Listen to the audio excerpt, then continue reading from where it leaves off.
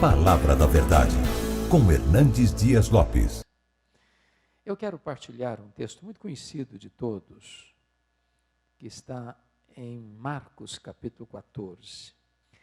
Marcos 14, versos de 1 a 9.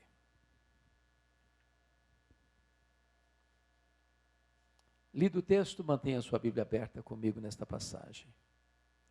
Dali a 2 dias, era Páscoa e a festa dos pães asmos. E os principais sacerdotes e os escribas procuravam como prenderiam Jesus à traição e o matariam. Pois diziam, não durante a festa, para que não haja tumulto entre o povo.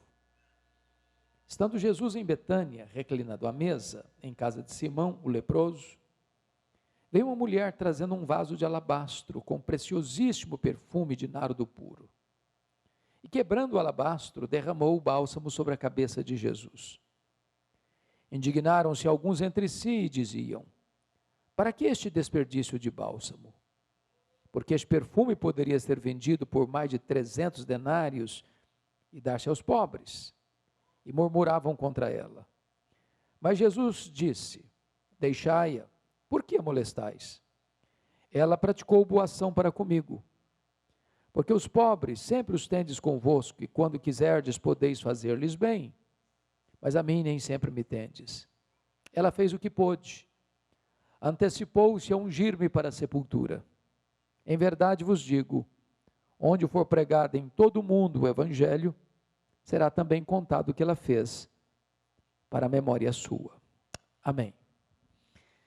O melhor lugar do mundo é o texto que eu quero trabalhar com vocês, o tema que eu quero trabalhar com vocês. Bom, o contexto desta passagem está meridianamente claro. Trata-se de 2 dias antes da Páscoa. A Páscoa era a maior festa de Israel.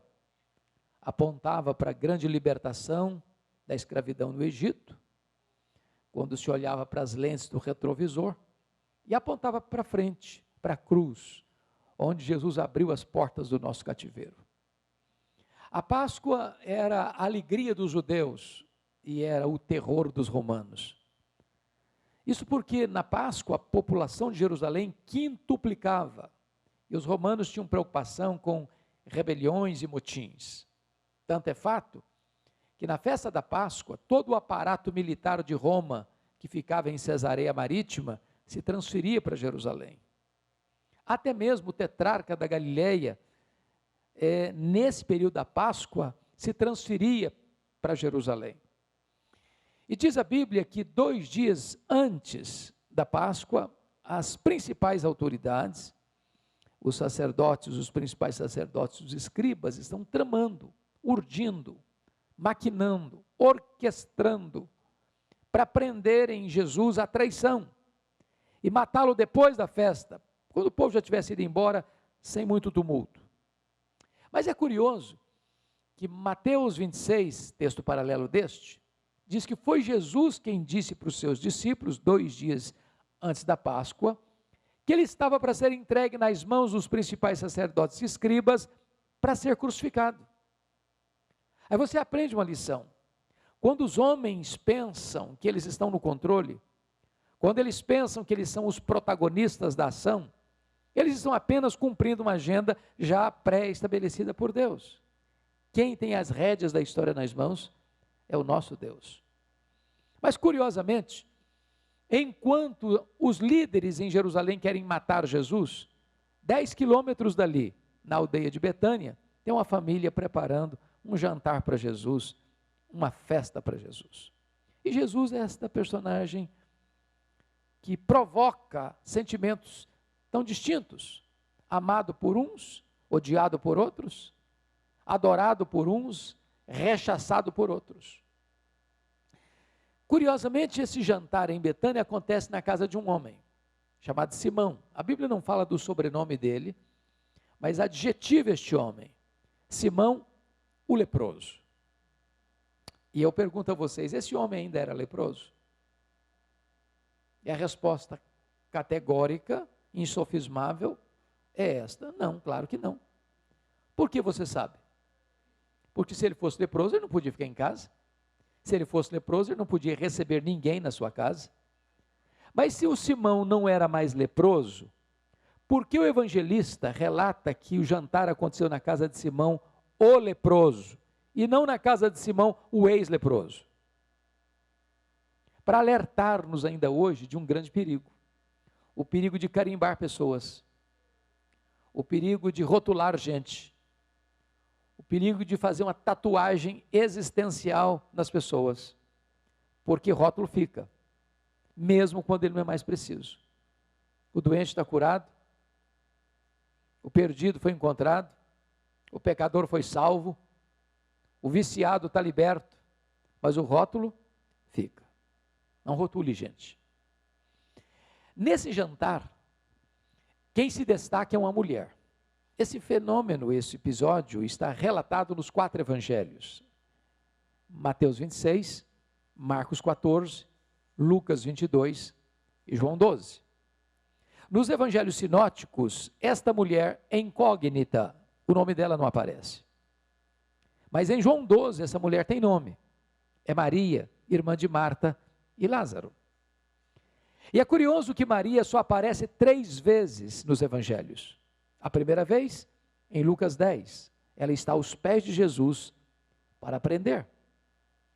A melhor academia do mundo para se aprender é aos pés de Jesus. Você nunca está tão alto como quando você se assenta aos pés de Jesus. Maria está aos pés de Jesus para aprender. A segunda vez que Maria aparece é em João 11. E mais uma vez ela está aos pés de Jesus. Agora para chorar. Seu irmão Lázaro morreu e foi sepultado. E ela está agora aos pés de Jesus, derramando as suas lágrimas. E não há fonte de consolo mais eficaz do que assentarmos-nos aos pés de Jesus. É ali que a nossa dor é tratada. É ali que as nossas feridas são fechadas. É ali que as nossas lágrimas são enxugadas. É ali que a nossa alma é terapeutizada. Maria está aos pés de Jesus, mais uma vez, agora para chorar. Mas, em terceiro e último lugar, Maria está novamente aos pés de Jesus agora para agradecer. É o texto que lemos e os seus correlatos. A pergunta é: agradecer o quê? E a resposta é: agradecer o maior milagre público de Jesus, a ressurreição de Lázaro. Diz a Bíblia então que Jesus está à mesa, reclinado à mesa, reclinado porque as mesas não eram altas como as nossas, onde você bota o pé debaixo da mesa, mas eram mesas baixas, onde a pessoa se escorava no cotovelo. Então é reclinado mesmo a mesa. Lá estava também com Jesus o Lázaro, recém-ressuscitado, e para não fugir à regra, Marta está servindo nesse jantar. E diz a Bíblia que de repente Maria vem com um vaso de alabastro. Alabastro é uma pedra ornamental de cor rosa. E diz Mateus que esse vaso está cheio de um perfume preciosíssimo. Chama atenção para o grau superlativo, preciosíssimo. Diz Marcos que este perfume é feito de uma essência chamada nardo. E Marcos tem o cuidado de dizer que a essência não é híbrida, não é misturada, é nardo puro. E diz João que dentro desse vaso, dessa pedra ornamental, desse vaso de pedra ornamental, tem 1 libra de perfume. Bom, a libra não é uma medida muito comum para nós, mas 1 litro tem 2,2 libras. Então, havia dentro deste vaso de pedra, em torno de quase meio litro, quase meio quilo de perfume. E diz a Escritura que Maria então vem, posiciona-se atrás de Jesus, e quando ela chega, ela não abre o vaso, ela quebra o vaso, e derrama todo esse perfume sobre a cabeça de Jesus. Diz a Bíblia que toda a casa ficou cheia com esse perfume. E esse perfume escorre pelo corpo de Jesus, como que antecipando o seu embalsamamento para a sepultura. E esse perfume chega aos pés de Jesus. E ela então, diz João 12, que ela enxuga os pés de Jesus com os seus cabelos. Isso provoca uma reação imediata dos discípulos. Isso é um desperdício. Esse perfume poderia ser vendido por mais de 300 denários e dar-se aos pobres. Murmuraram contra ela. Chegaram a molestar Maria. E Jesus precisou interferir, dizendo: deixai-a. Ela praticou boa ação para comigo. Os pobres sempre os tendes convosco, a mim nem sempre me tendes. Ela fez o que pôde. Ela antecipou-se a ungir-me para a sepultura. E em verdade vos digo, em todo mundo, onde for pregar o evangelho, será contado o que ela fez, para a memória sua. Meus amados, então, à luz desse texto, eu gostaria de tirar daqui 8 lições para o nosso ensino nesta noite. Primeira lição. Confira comigo o verso 8, a parte A. Ela fez o que pôde. Você pode repetir essa frase comigo? Ela fez o que pôde. Toda vez, pastor, que eu escuto isso e leio isso, uma pergunta vem à minha mente. Meu Deus, e eu? Estou fazendo o que posso para Jesus? Estou fazendo tudo o que eu posso para Jesus? Porque às vezes nós fazemos, mas fazemos relaxadamente.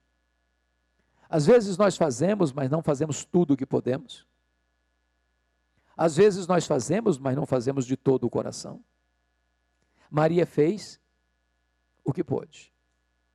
Me permita ilustrar isso. No dia 23 de setembro de 1723, começa na Alemanha um movimento de oração com Ludwig van Zinzendorf. Esta reunião de oração durou literalmente 100 anos, ininterruptamente, abrindo o caminho para um grande despertamento missionário e um grande reavivamento na Alemanha. Para vocês terem uma ideia, esses irmãos chamados moravianos eram muito pobres. E cada 19 moravianos sustentavam um missionário fora da Alemanha. Alguns deles, não tendo dinheiro para enviar para a obra missionária, se vendiam como escravos, para comprar passagem de ida, para dedicar o resto dos seus dias com os povos mais longínquos, levando a eles a esperança do Evangelho. Quando eu escuto uma história dessa, eu me pergunto, meu Deus, e eu? Estou fazendo o que posso? Maria fez o que pôde. Essa é a primeira lição que aprendemos com Maria. Segundo lugar, Maria fez o seu melhor. Se você perceber o verso 3, o perfume que Maria está trazendo dentro desse vaso, não era um perfume que se encontrava numa loja de perfumaria. Esse perfume era raríssimo e era caríssimo. Isso porque a essência da qual o perfume era feito não tinha Israel. Essa essência só era encontrada na cordilheira do Himalaia, de um arbusto seco, moído e transportado em lombos de camelos. Esse perfume, além de raríssimo, ele era caríssimo. Porque, notem, ele foi avaliado pelos discípulos, mormente por Judas Iscariotes, de acordo com João 12, que era tesoureiro e entendia de grana, em mais de 300 denários. Agora pensem comigo.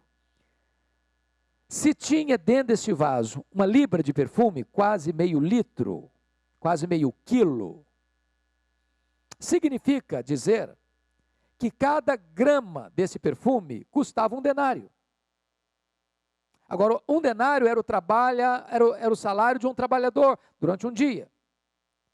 Você já imaginou que você trabalha um dia todo e no final do dia você ir comprar 1 grama de perfume? Uma gota de perfume? Deixa eu fazer uma perguntinha, porque todos nós gostamos de um bom perfume, não é verdade? Quando você tem um bom perfume, como é que você usa? Com muito cuidado, não? Um pouquinho assim na ponta da orelha, e você diz, esse perfume tem que durar pelo menos 1 ano. Não é verdade? Agora, note que Maria, quando ela chega, ela não abre o vaso. Ela quebra o vaso. Por que ela quebra o vaso? Ela está dizendo o seguinte, eu não quero que sobre nem uma gota. Tudo que eu tenho e o melhor que eu tenho, eu quero colocar a serviço de Jesus. Ela fez o seu melhor. A pergunta que eu faço a você nesta noite é, você tem feito o seu melhor para Jesus? Às vezes eu fico a pensar que aqueles que não conhecem a Deus como nós conhecemos, são mais zelosos em servir aos seus ídolos ou aos seus deuses do que nós o somos em servir ao Deus da nossa vida.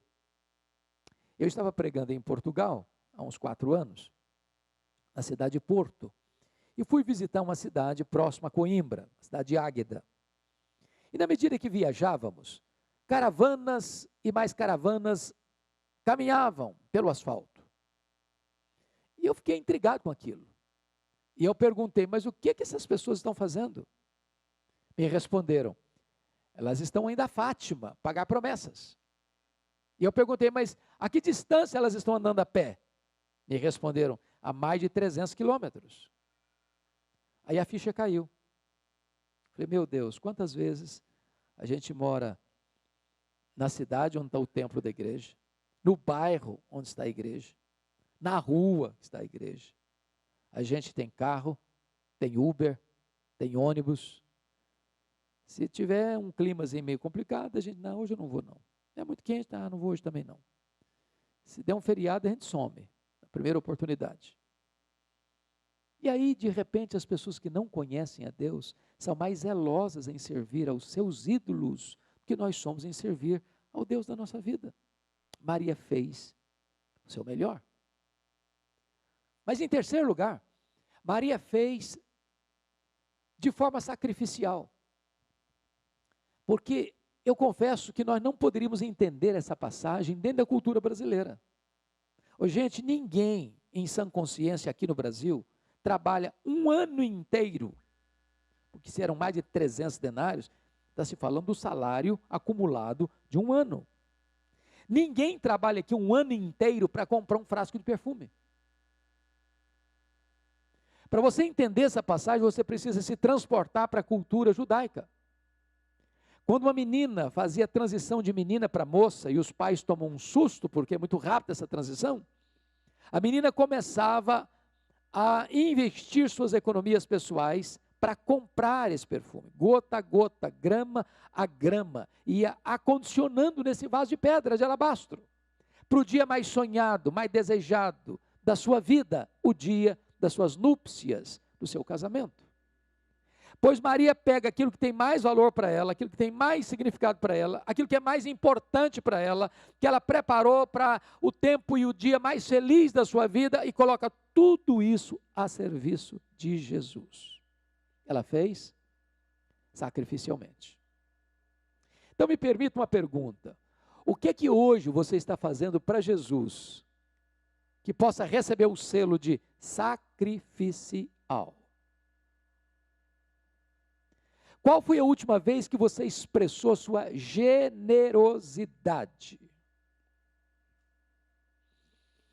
O ano passado, eu estava relendo um livro que o pessoal lá dos Estados Unidos, da Luz para o Caminho, mandou para a gente ler, para discutir numa das nossas reuniões, e o livro tratava de generosidade. E a introdução do livro valeu o livro, porque na introdução o autor disse, você quer entender o que é generosidade? Ele disse o seguinte, então eu vou explicar para você. É muito simples. Você quer entender o que é generosidade? Vá numa loja e compre um vaso de vidro transparente para botar na sua sala. Só que você não vai botar flor, você vai botar terra, só terra.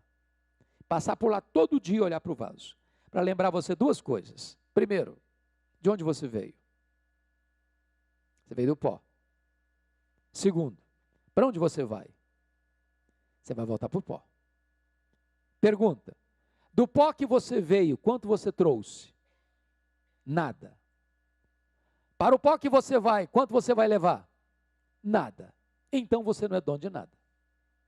Então você é apenas mordomo do dono. A Bíblia diz que o que Deus requer dos seus mordomos é que eles sejam encontrados fiéis. E a única maneira de você ser fiel na administração do que é do dono é sendo generoso com o que é do dono, porque o dono é generoso. Sabe qual é a maior dificuldade que você e eu temos para sermos generosos? É a síndrome de dono. Se é meu, é para mim, para o meu deleite. No momento em que você entender que você não é o dono, está administrando o que é do dono, e você precisa ser generoso com o que é do dono, porque o dono é generoso, não tem mais dificuldade para você exercer Generosidade. Eu estava há alguns anos pregando num congresso da Juvep, lá em João Pessoa, na Paraíba. E o pastor Sérgio me contou uma história que eu já conhecia fragmentadamente. Ele me contou a história completa, do começo ao fim. E eu até escrevi uma pastoral sobre este assunto, para guardar um pouco melhor essa história. Essa história aconteceu numa cidade do interior da Paraíba, Itaporanga, uma igreja batista missionária. A igreja tinha um programa de rádio, e esse programa alcançava 40 mil pessoas no entorno da cidade. A seca severa chegou, os agricultores não colheram suas safras, o dízimo caiu. E o programa, que já estava no ar há muitos anos, estava inadimplente por 3 meses. E o pastor recebeu um ultimato da emissora: ou o senhor acerta, ou o senhor paga os 3 meses atrasados, ou nós vamos tirar o programa do ar. Então o pastor chega na igreja no domingo à noite e faz um desafio para a igreja. Meus irmãos, nós precisamos fazer uma oferta sacrificial para o programa não sair do ar. Estava no culto um casal, membros da igreja, que eram meeiros. Essa palavra, para quem sempre viveu na cidade, não faz muito sentido. Meeiro. Alguém aqui não sabe o que significa a palavra meeiro? Alguns aqui não sabem. Ok. Meeiro é a pessoa que trabalha no sítio, na roça, na fazenda de uma pessoa, que é o proprietário, planta milho, feijão, o que for. Quando ele colhe, metade fica com ele, metade fica com o dono da propriedade. Ele é um meeiro. Então estava no culto um casal de meeiros, o senhor Tota e a dona Lourdes, moravam 6 quilômetros da cidade, iam a pé. Retornando para casa, a Lourdes falou: Tota, você escutou o apelo do pastor, nós temos que ajudar. O Tota disse: mas Lourdes, lá em casa não tem dinheiro, não tem um centavo lá em casa, como é que não vão ajudar? Não, mas o pastor fez um apelo, que tem que fazer uma oferta sacrificial, nós vamos ter que ajudar, mas Lourdes não tem dinheiro, vai fazer o quê? E vão batendo papo, conversando, e quase chegando em casa, a Lourdes falou: ó, é o seguinte, ô Tota, nós não temos dinheiro mesmo, mas aqui em casa tem um terreiro, tem muitas galinhas, e tem um galo, que é um negócio assim, 5 estrelas. Então nós vamos dar o galo, é o melhor que nós temos. Tá bom, você quer dar o galo? Dê o galo. Segunda-feira de manhã, a Lourdes botou o galo debaixo do braço, 6 quilômetros a pé para a cidade. Bateu na casa do pastor, ele veio, atendeu. Ela disse: pastor, eu vim trazer minha oferta sacrificial. O melhor que nós temos lá em casa é esse galo. Está aí a minha oferta sacrificial. O pastor agradeceu, deu um sorriso amarelo, fechou a porta. Disse: meu Deus, o que eu vou fazer com esse galo? Aí a pessoa: vou fazer uma rifa. Não, rifa não combina com crente. Também esqueceu aquele negócio para lá. Aí falou: vou botar na internet. Botou na internet. Pastor Jeremias Pereira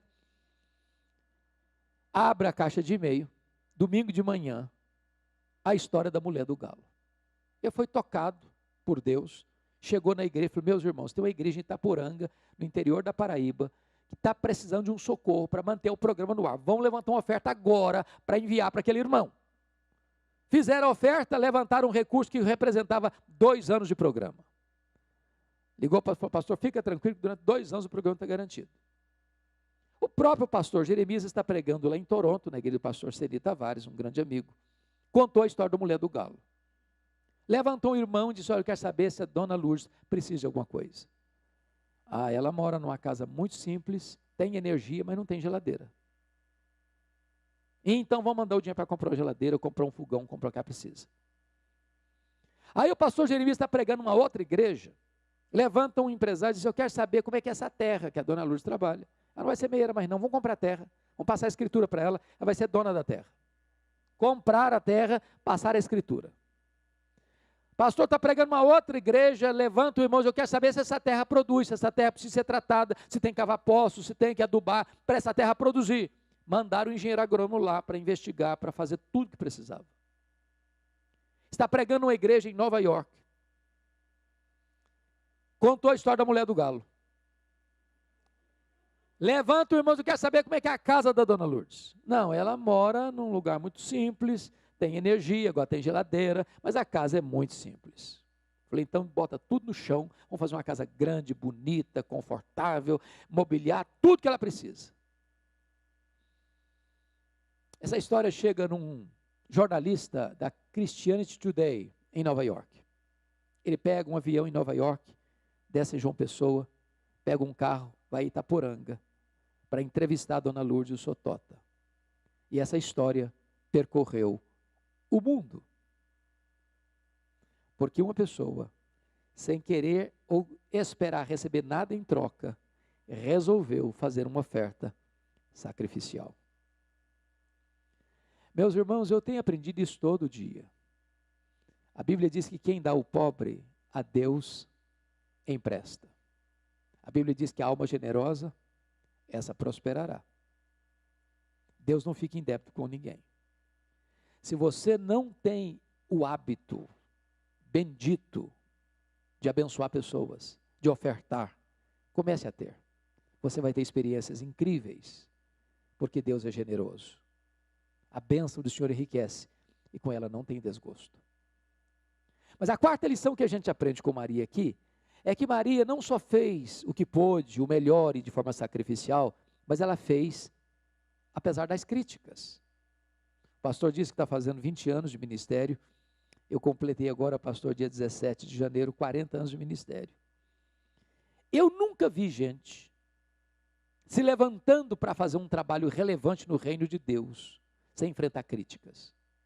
Quem tem medo de críticas não serve a Deus. Quem tem medo de críticas está mais interessado no aplauso dos homens do que na aprovação de Deus.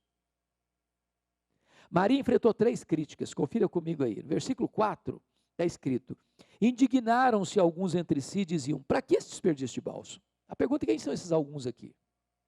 Os discípulos. A liderança. Que devia estar feliz com ela, ou imitando o exemplo dela, está criticando, indignado com ela. Agora preste atenção. Eles não estão indignados com o que ela fez, eles estão indignados para quem ela fez. Se fosse para os pobres, tudo bem, mas para Jesus, não, isso é um exagero, isso é um desperdício. Segunda crítica está no versículo 5. Porque esse perfume poderia ser vendido por mais de 300 denários e dar-se aos pobres. E murmuravam contra ela. Então, primeiro é, versículo 4, indignação. Segundo é murmuração. Mas eles não estão murmurando, não, estão murmurando contra ela. Só que esse discurso de ajudar os pobres aqui é fajuto, porque quem capitaneia, lidera esse entendimento é Judas Iscariotes, conforme João 12. E é aqui nessa cena que João 12 diz que o Judas era ladrão, que o dinheiro que caía na bolsa, ele pegava. E ele ficou tão frustrado com a generosidade de Maria, que ele sai desse jantar e vai a Jerusalém para vender Jesus para os sumos sacerdotes, principais sacerdotes. Eles estão murmurando contra ela. Mas em terceiro lugar, veja você no verso 6, primeiro é indignação, segundo é murmuração, terceiro é molestação. Mas Jesus disse, deixai-a, por que a molestais? Hoje molestar é crime, da cadeia. Se Jesus não agisse em defesa de Maria, eles teriam engolido Maria viva. Agora, deixa eu dizer uma coisa a você. Você está fazendo a obra de Deus? As pessoas estão criticando? Elas estão com raiva? Estão murmurando? Estão molestando você? Continue fazendo a obra de Deus. Continue fazendo a obra de Deus. Faça apesar das críticas. Porque tem crente porcelana, crente cristal, hipersensível. Qualquer coisinha se melindra. Também não faço mais nada na igreja. Estava fazendo com tanta boa motivação, começaram a me criticar, também não faço mais nada. Faça apesar das críticas. Mas em quinto lugar, Maria fez só para agradar a Jesus. É muito importante entender isso aqui, porque só João descreve esse fato, que Maria enxugou os pés de Jesus com seus cabelos. E eu pergunto, na cultura brasileira, o que significa isso? Resposta, nada. Mas para a cultura judaica, isso era um ato muito complexo, porque a mulher não soltava o cabelo, ou os cabelos em lugar público. Era a mesma coisa de Maria dar margem para se suspeitar da sua honra. Qual o problema aqui? Qual a lição aqui? A lição aqui, irmãos, é que quando você tem o seu coração transbordando de alegria, de gratidão, você não consegue ficar muito preso dentro de cercas engessadas. Você acaba rompendo protocolos, quebrando paradigmas.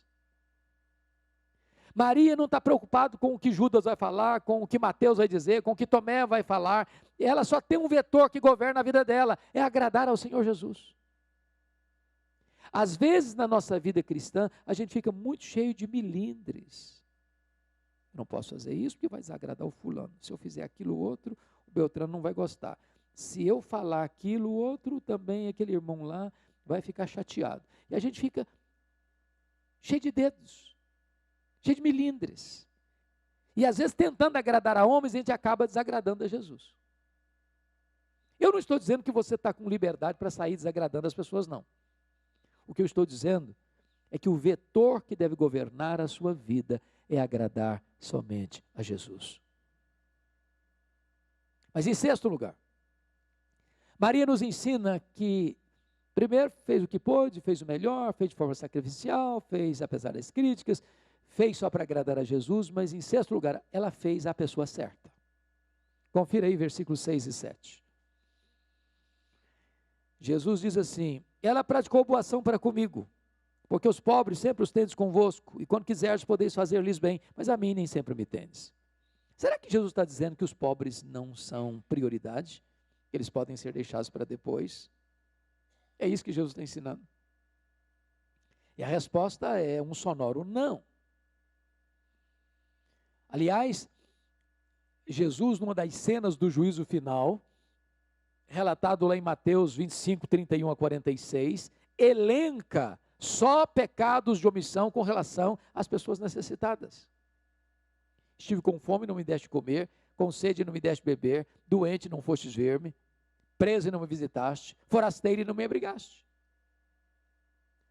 A grande questão aqui, meus amados irmãos, é que ninguém vai para o céu porque ajuda os pobres.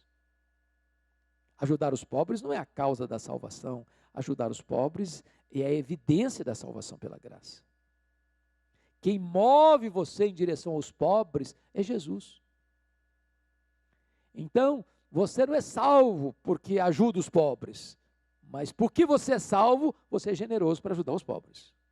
Maria fez a pessoa certa. Mas em sétimo lugar, Maria fez no tempo certo. Olha o versículo 8, a parte B. É muito importante esse texto aí. Ela antecipou-se a ungir-me para a sepultura. Vamos entender isso aqui? Eu, quando estava escrevendo o comentário de Lucas, eu fiquei impressionado com a riqueza de Lucas, destinando a verdade de Deus para as pessoas que eram na época marginalizadas, crianças, mulheres, os cobradores de impostos, as pessoas que eram escanteadas. E em Lucas 8, somos informados de que quem bancou, patrocinou o ministério itinerante de Jesus, pelas suas andanças nas cidades e aldeias da Galileia, foram as mulheres. Tinham 204 cidades na Galileia. E Jesus ia de cidade em cidade, aldeia em aldeia. E diz a Bíblia que 3 mulheres são citadas pelo nome: Maria Madalena, Joana e Susana, e muitas outras iam bancando, passando pix, fazendo transferência, cobrindo as despesas, de cidade em cidade, de aldeia em aldeia. Agora vamos pensar comigo aqui. Se tem 3 mulheres, citado pelo nome, mais Jesus, 4, mais 12 discípulos, 16, mais muitas outras mulheres, eu não sei quantas são. Vamos imaginar que o grupo todo tenha 40 pessoas. Não tem hotel, não tem self-service, não tem logística, não tem estrutura, e elas bancando. Vou falar baixinho, porque tem homens aqui, mas as mulheres são mais generosas do que os homens. Quando Jesus falou de subir para Jerusalém para ser entregue nas mãos dos sacerdotes, ser crucificado para ressuscitar ao terceiro dia, essas mulheres tinham escutado isso e subiram com ele, não se acovardaram não. Quando Jesus foi crucificado, só tem João lá na cena, mas essas mulheres estão lá, essas mulheres da Galileia. Quando Jesus foi sepultado, lá em Lucas 23, 54 e 55, não consta nem que João fosse no sepultamento de Jesus, mas essas mulheres estavam lá vendo onde e como Jesus foi sepultado. Repete comigo, onde e como Jesus foi sepultado. Agora pense comigo de novo. Que horas Jesus morreu na sexta-feira? Que horas? Hora nona. O que significa hora nona? 3 da tarde. Que horas ele foi sepultado? Obviamente, antes das 6, porque nas 6 horas começava o sábado. Agora, acompanhe o meu raciocínio, por favor. Morreu. Não pode tirar. Não pode descer o corpo da cruz. Tem que ter autorização. Quem autoriza? O governador. Mas não adianta ir qualquer um lá que nem vai receber. Então tem que escolher uma pessoa que tenha trânsito. Escolheram o José de Arimateia. E chega lá, diz, olha, eu vim aqui pedir permissão para o senhor para tirar o corpo da cruz. Não, demora, tem gente que fica 2 dias aí, morre assim não. Morreu não. Não morreu, senhor, não morreu. Eu só acredito se chamar o centurião, que liderou a cena da crucificação. Aí vai lá, chama o centurião vem, morreu sim, senhor. Agora precisa fazer um documento. Agora precisa tirar o corpo da cruz. Agora precisa ir lá no mercado comprar lençóis, precisa ir lá no mercado comprar perfumes, precisa limpar o corpo, precisa ungir o corpo, precisa enrolar o corpo em lençóis, precisa tirar o corpo daqui e levar lá para a sepultura. A sepultura é nova, nunca foi usada, está fechada, tem que tirar a pedra, tem que botar o corpo, tem que colocar a pedra, e essas mulheres estão vendo onde e como. Você já parou para perguntar por que essas mulheres foram no sábado, 6 da tarde, elas correram no mercado para comprar perfumes? A Bíblia não diz. Mas sabe o que vem na minha mente, pastor? Mulher não gosta de nada mal feito. Nada. Elas estavam de butuco olhando. E elas devem ter pensado assim, está mal feito esse serviço. A hora que passar o sábado, nós vamos voltar aqui e vamos fazer direito. Enquanto elas veem, uma surpresa, a pedra rolada. Elas entram, o túmulo está vazio. Elas saem, um anjo fala com elas. O que vocês vieram fazer aqui? Procurar entre os mortos aquele que está vivo. Ele não está mais aqui não, ele ressuscitou. O que o anjo está falando para elas? Vocês fizeram muita coisa para Jesus, mas uma coisa vocês não fizeram.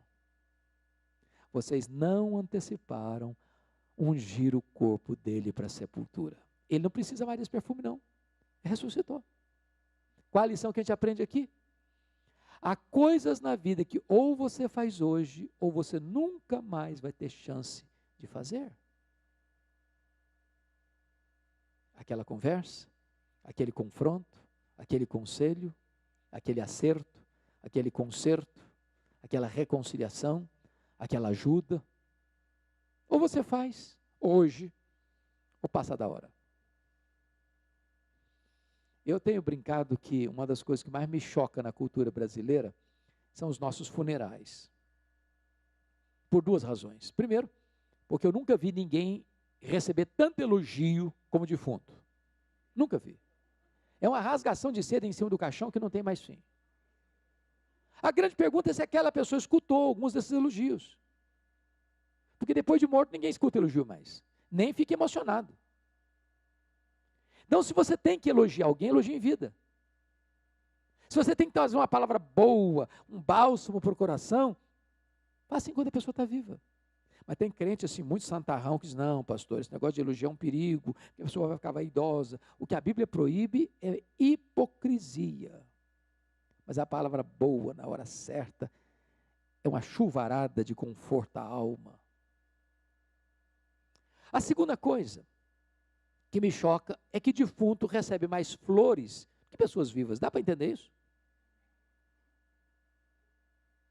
Eu fui num funeral lá em Vitória, certa feita, e contei 86 coroas de flores. Tiveram que contratar um caminhão só para levar as flores. E eu fiquei do lado, de butuco, olhando. Falei, coitado do defunto, meu Deus. Consegue cheirar um botão de rosa, mas para que tanta flor para ele? Mas sabe por que os mortos recebem mais flores do que os vivos? É porque a voz do remorso é mais forte do que a voz da gratidão. Você tem que mandar flor para alguém, manda em vida. Deixa eu brincar um pouquinho agora. Estou pegando o pé dos homens, hein? Eu sei que os homens paulistas, mormente aqui de Paulínia, são muito românticos e cavalheiros e muito sensíveis, não é verdade? Tenho certeza. Nunca deixa passar em brancas nuvens o aniversário da esposa, o aniversário de casamento, né? Aquele buquê de flor bonito. É assim. Não é verdade? Mas também, talvez, muito improvavelmente, haja também alguns maridos mão de vaca, pão duro, que nunca deram um buquê de flores para a esposa. Agora, deixa eu dizer uma coisa para você, querida irmã. Se você for na frente, e por ir na frente eu estou dizendo morrer primeiro, você que nunca ganhou um buquê vai ganhar uma coroa grande. E o cara nem vai pedir desconto na floricultura.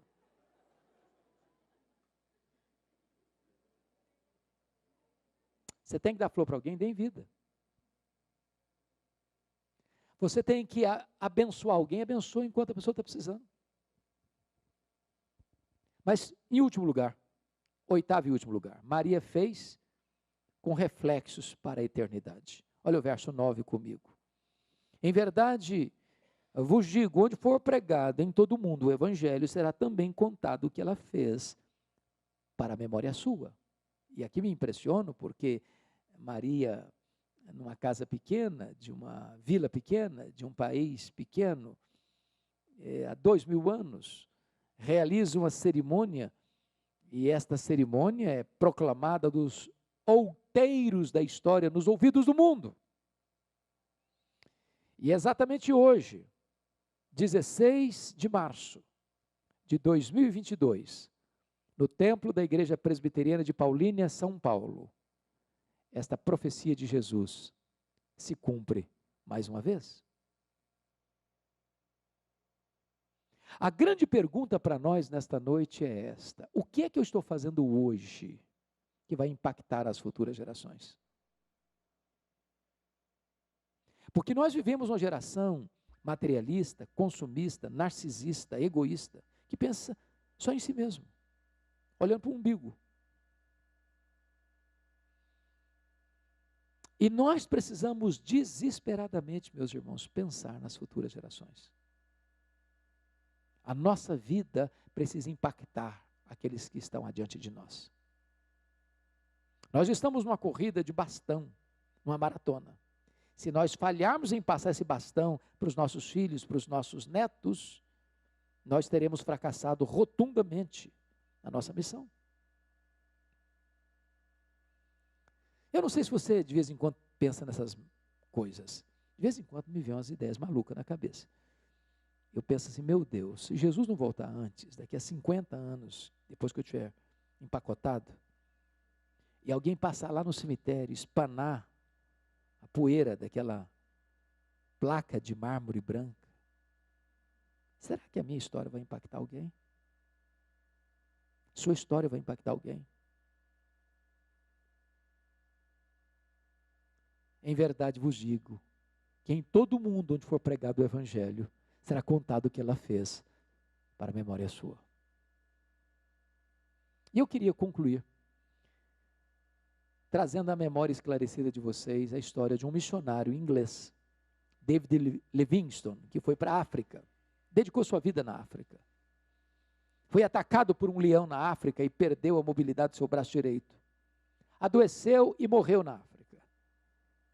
Quando ele morreu, os ingleses foram lá na África para buscar o corpo dele e sepultá-lo na Inglaterra.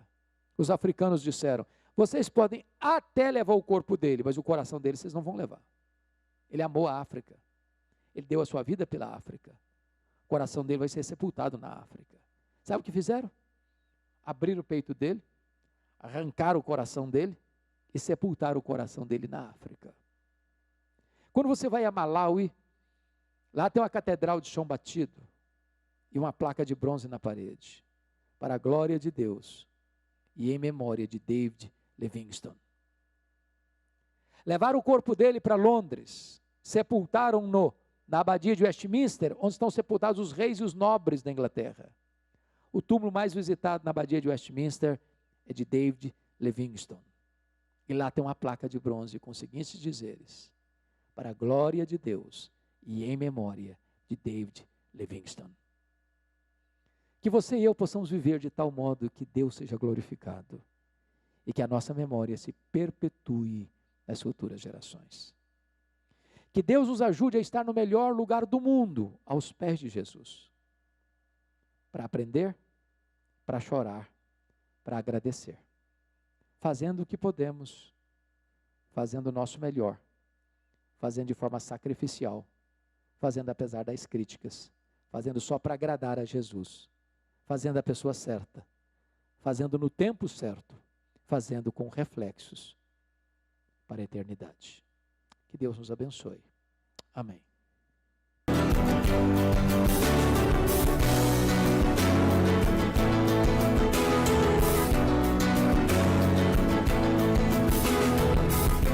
Palavra da Verdade, com Hernandes Dias Lopes.